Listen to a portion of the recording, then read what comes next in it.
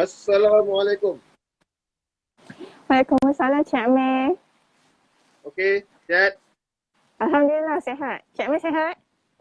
Alhamdulillah. Keadaan okey eh? Leg okey? Alhamdulillah. Alhamdulillah baru ada Cik Amir. Alhamdulillah. Jadi macam biasa kita berkati sesi kita dengan umul kitab Al-Fatihah.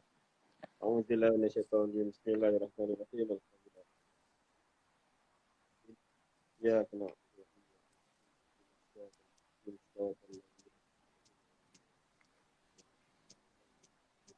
Ya, alhamdulillah bertemu lagi kita dalam kapsul pesan buat hati. Dah minggu ke-8 Nazura. Diam tak diam. Itulah. Kejap kan? Dari tahun lepas kan? Paksa hati. Lagi 2 minggu je tinggal kita nak berkesiaran. Jadi macam biasalah kita nak tahu mukadimah. Kenapa Azura masukkan bab ni dalam buku pesan buat hati. Bismillah.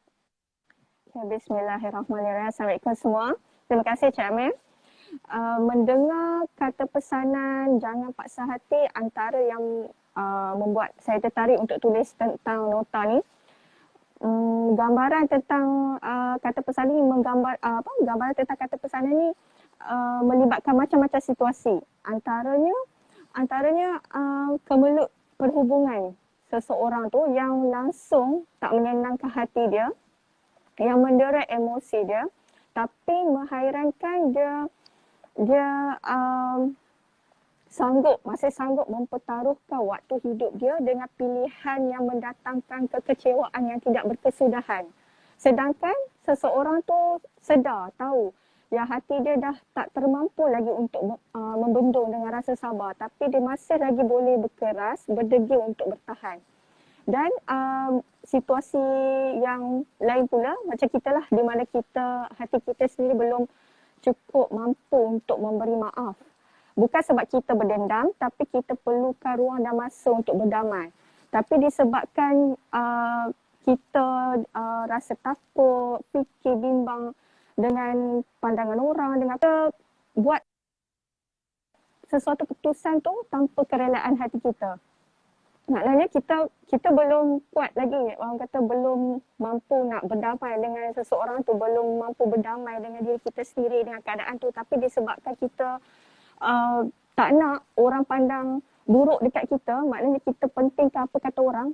Jadi kita buat orang kata menyelesaikan satu masalah tu atas kerana persepsi orang, bukan datang dari hati kita.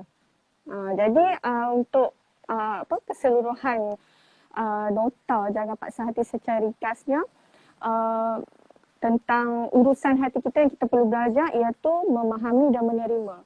Kalau orang lain tak boleh nak menerima, memahami, itu urusan mereka. Sekarang ni kita fokus diri kita guide diri kita macam mana kita nak faham, kita nak memahami sesuatu situasi itu dan diri kita sendiri. Dan tertulis juga kata penguat, kata semangat yang untuk mendidik kita supaya kita lebih peka menjaga hati kita, meyakinkan hati kita dan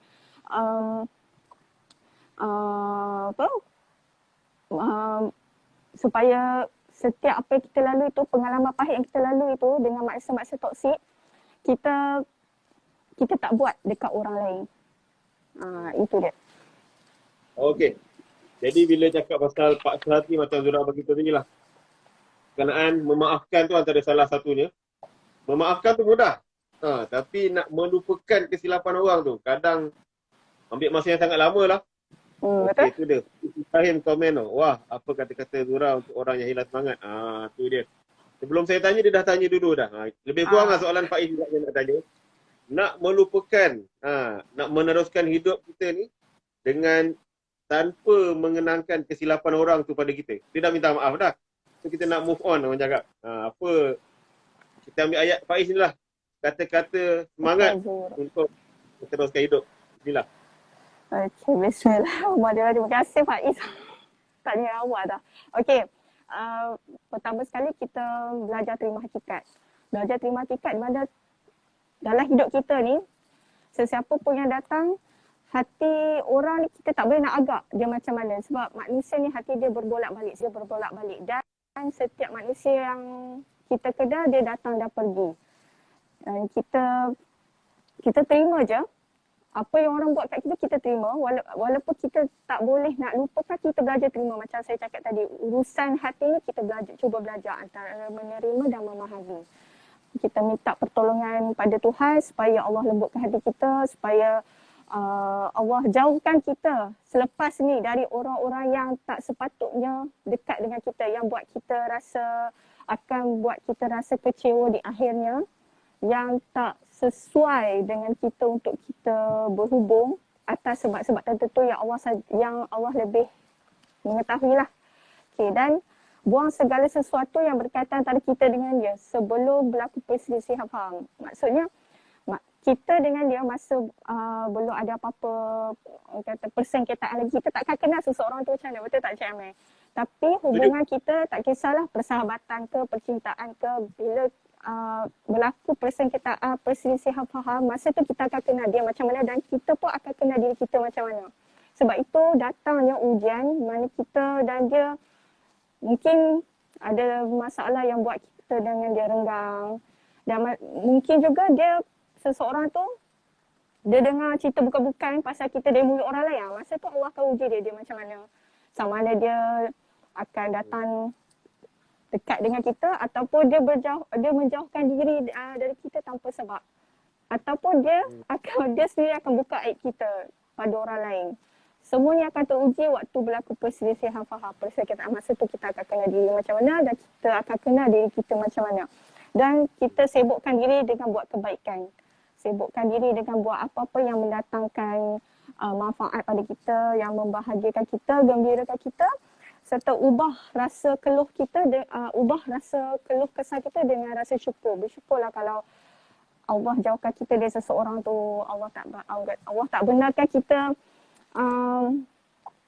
dekat dengan orang tu bukan sebab kita berniat nak putus silaturahim ke tak, tapi setiap orang yang Allah dekatkan, setiap orang yang Allah jauhkan, semuanya ada hikmah masing-masing lah. Yang Allah tak datang ke ujian tu dengan isi hikmah yang kosong semata-mata. Faham? Okey. Siapa-siapa yang kita punya sesi capsule sebelum ni, Zura dia cakap, dia orang buat kita jangan buat orang. Kan? Jadi nak tanyalah pandangan Zura kan. Berkenaan dengan orang yang ni tandangan Pak Sehati ni. Dia buat silap tapi dia tak mengaku. Dia tak mengaku kesilapan dia. Jadi macam mana kalau benda ni pula berlaku pada kita? Biasanya pernah kot semua orang rasa benda ni. Padahal pernah buat silap dah lah. Tak minta maaf tu memang tak lah. Mengaku pun tidak. So pandangan Zura tentang perkara ni macam mana? Memang orang macam ni memang kita akan jumpalah, cuba berbeza pada situasi. Kan? Ada orang yang dah minta maaf dekat kita tapi dia buat lagi. Ada yang minta maaf dekat kita tapi belakang kita dengar dia kutuk kita pula, macam kita pun ragu-ragu dengan keikhlasan seseorang tu kan. Dan tak kurang juga macam orang yang Cik Amir maksudkan, yang dah buat salah tapi tak nak minta maaf. Lepas tu mendabik dada. Kononnya dia lah yang benar, kita yang salah. Orang macam ni sebaiknya lah, seeloknya kita jauhkan lah. Kalau kita rasa tak mampu untuk teruskan hubungan kita tu dengan dia, kita jauhkan diri untuk kebaikan kita. Tapi jangan niat putus silaturahim. Sebab kalau kita kalau kita paksa hati kita untuk kita berbaik lagi dengan dia, tapi dia menyakitkan hati kita, takut kita bila kita sakit hati, ialah tak nafikanlah kita pun ada satu perasaan kita geram. Bila geram kita rasa nak kutuk dia, nak marah. Sebaiknya jauhkanlah untuk kita elak dari dosa kita mengutuk dia, kan, dari mengaibkan dia, dari bercerita keburukan dia dekat orang lain. Ada hikmahnya kalau kita menjauhkan diri dari seseorang. Bukannya ada orang anggap kalau menjauhkan diri itu satu tindakan yang tak matang. Bukan, tak semestinya tindakan tu melambangkan ketidakmatangan seseorang. Bersebablah kalau orang ambil solusi macam tu, sekian untuk kebaikan diri masing-masing. Jadi urusan hati ni Allah dia yang lebih tahu kisah hati manusia. Allah yang berkenal hati seseorang tu macam mana dan kita juga. Itulah ya, play victim. Cik Amir cakap play victim. Nak Zura petikan daripada nota sebagai kesimpulan kita malam ni, Zura. Bila? Okay, saya ambil petikan dari muka surat 157 di bahagian perenggan akhir sekali. Mengakhiri sebuah kata tentang ragaman manusia. Kalau ada orang tidak suka dengan kita, meluat tengok kita, menyampah bila mendengar suara kita, jangan kita melayan. Ada 10 orang membenci kita, ada lebih daripada 20 orang yang ikhlas hati menyukai kita. Ingatlah, seakrab macam mana pun hubungan kita dengan seseorang, kita tidak akan mengetahui sepenuh isi hatinya yang paling dalam. Dengan manusia, berpada-padalah dalam menyukai, berpada-padalah juga dalam membenci. Itu dia kesimpulan daripada Azura untuk nota 8. Jadi siapa-siapa yang tak dapatkan lagi, ada lagi stok tak Azura buku? Dekat saya dah habis dah. Alhamdulillah, dah habis dah. Habis dah. Dia punya stok, siapa-siapa nak dapatkan direct daripada kami lah. Pesan buat hati tapi tak ada sign lah. Tak ada sign, tak ada tanda tangan penulis. So kalau nak tunggu tanda tangan penulis, tunggu Azura restock baru. Jadi insyaAllah kita jumpa nanti untuk nota 9. Siapa pun kita di masa lalu, masa kini dan masa depan. Nak tahu siapa? Kita tunggu Setia akan datang insyaAllah. Jadi terima kasih semua. Ni banyak juga komen ni. Adila Salim, Nasuha. Terima kasih Adila. Dan terima kasih. Tak sampai lagi Adila beli dengan Zura lah kot. So siapa-siapa yang ada sini, terima kasih untuk malam ni. Ya Allah, siapa yang tak dapat tengok dari awal, kami akan letak dekat IGTV. Dan insyaAllah kita jumpa lagi. Kita tutup sesi kita dengan tasbih farah. Subhanallahi wa bihamdi. Subhanakallahumma wa bihamdika asyhadu an la ilaha illa anta astaghfiruka wa atubu ilaik. Subhana rabbika rabbil izzati amma yasifun wa salamun alal mursalin.